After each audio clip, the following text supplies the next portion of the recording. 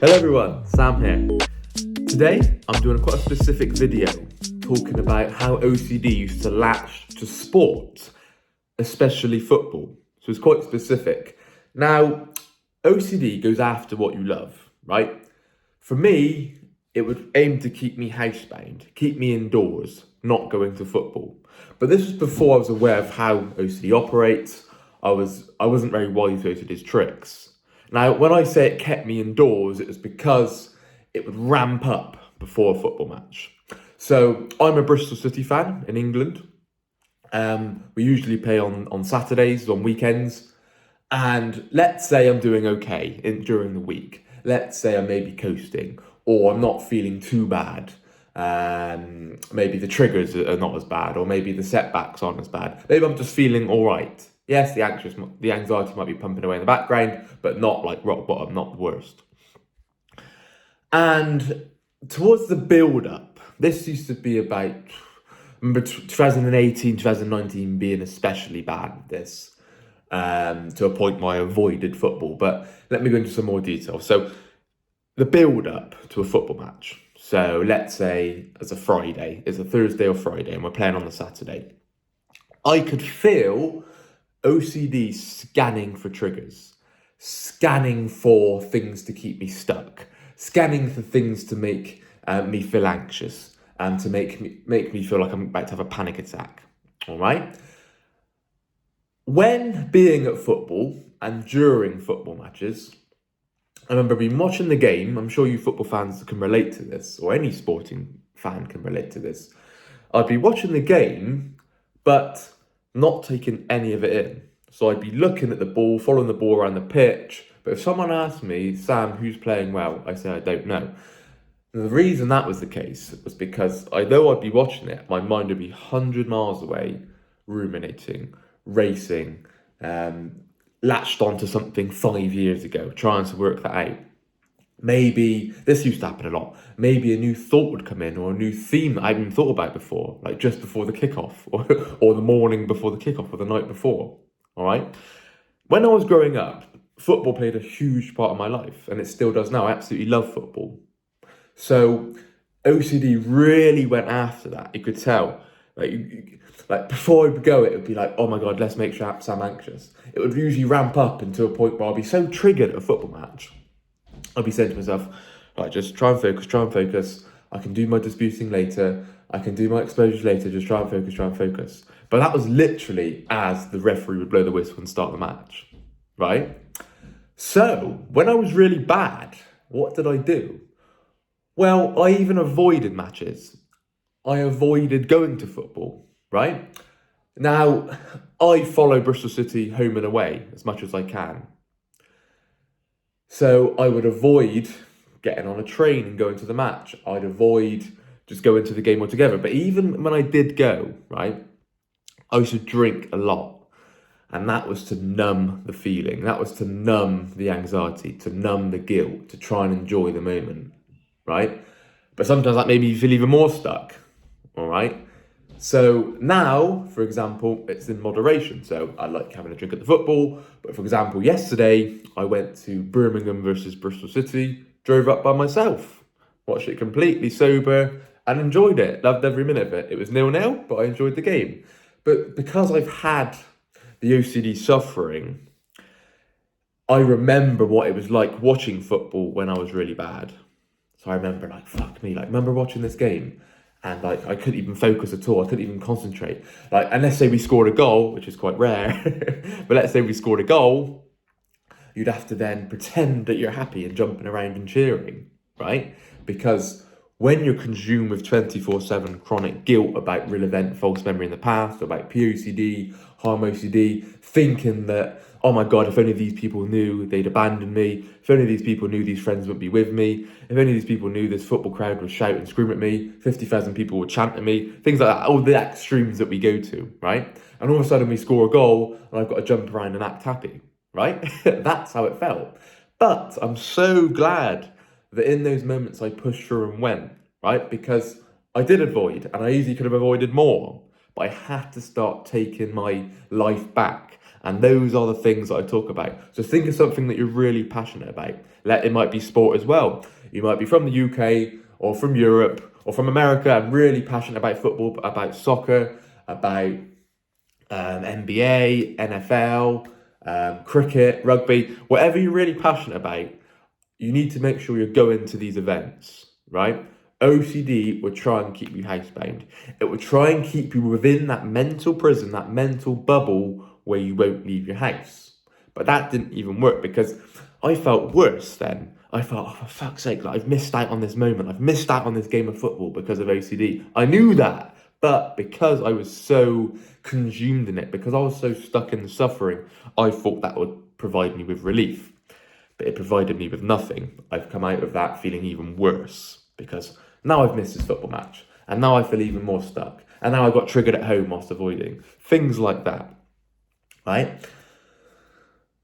Some compulsions that I did, right? I remember being at football or before football, like if you come from the football culture, you know, there's quite a lot of drinking, there's quite a lot of pubs, there's you know, before a game you might all be in a pub having a drink, having a laugh, right, socialising. I remember times just before the game, just before we'd walk to the ground or the stadium, I'd like go into a venting cycle, I'd go into a confession cycle. The reason I did that was because I didn't want the game ruined. I didn't want to be at the football match triggered. So I try and get it all off my chest. I try and get some sort of relief so the 90 minutes of football, I'd be sound. I'd be able to enjoy it, right? Things like that. And then I remember at times I'm like, oh my God, what have I confessed? What have I vented? What have I said? What have I said I thought out loud? And then being at football, like asking them the whole game, like, did I say this? Did I say this? Did I say this? Like, wow.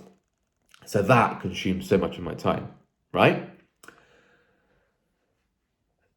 Before the game, so let's say I'm going to, let's pick a random place in the UK. Let's say I'm going to Wigan, right? I'm going to Wigan the day after, so it's a Friday night, I'm going to Wigan on the train on the Saturday, right? So that Friday night, I'd avoid any sexual intimacy with my partner, right? Because I didn't want a thought to come in, whether it was about football, whether it was about anything that related to football, any intrusive thought, right? To make you feel like, oh my God, when I'm at this football match, I wouldn't be able to cope. I'd be too anxious, right? All I'd be thinking about is this thought, right? So I'd avoid things like that. I'd avoid triggers, so I'd avoid doing exposures before a football match. I would avoid just even talking about OCD because I didn't want to be triggered. I didn't want a new theme to latch because I was so desperate to enjoy this football, right?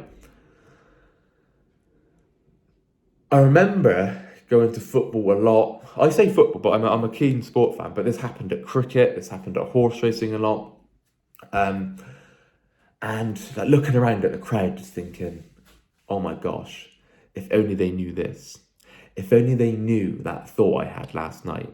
If only they knew about this thing 5 years ago, this harm OCD, this POCD thought 5 years ago. If only they knew that I was suffering with OCD, right? Because I was so scared to even say I had OCD at times, right? Hence why I latched to the taboo-related themes, because I was scared to even talk about it, right? But you're going to have to do these things. You cannot put off recovery work. You cannot try to avoid triggers before doing things that you love, before going to football, before going to sport, before going to music, before going to the theatre, whatever you enjoy doing. Hobbies are great. Pursuing these interests are a huge part of life. They're a huge part of my life. I'm so invested in football. I'm so invested in my football team, Bristol City, now that I'm really into it. I'm following them all around the country. A great community as well. So when I go, I recognise lots of people, and I go over lots of people that we talk about the game, all have different opinions, all got different views on the game, which is great. I love that, right? But OCD is going to go after that. It's going to really latch to it. It's going to make it feel like you're so separated from it that it doesn't really matter. It doesn't mean much, right?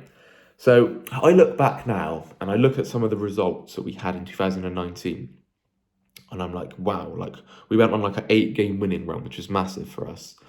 And I don't remember that. I was at these games. I was like, I don't remember that, don't remember that, don't remember that. Because, like I said, I was there, but my mind was a million miles away, right?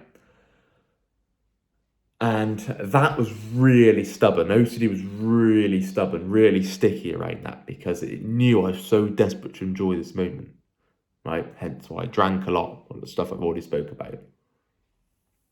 All right? It's going to make you feel like you're disinterested in it, right? It's going to make you feel like I've got to play it down because I'm not really... Right, I'll tell you one big thing that I did.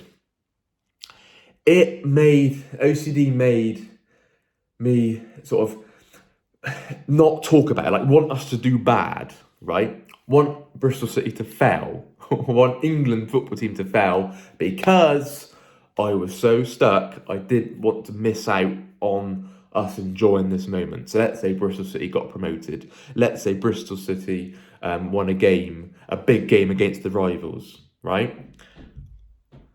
Of course, deep down, I didn't want us to lose, but that's how it felt at the moment, right? Because I was like, please don't win this game now because I won't be able to enjoy it. I want to be able to take it in, so please don't do this. Or like if I wasn't at the game, it'd be like, oh no, please don't do well because I just don't want to, I'm so desperate to enjoy that. But those are the kind of beliefs that kept me stuck, right? That utter desperation, that dire need to be there and to fully take it all in, that is why OCD went after it, right? There's a healthy balance now. So when we lose, I get frustrated, healthy emotions, right?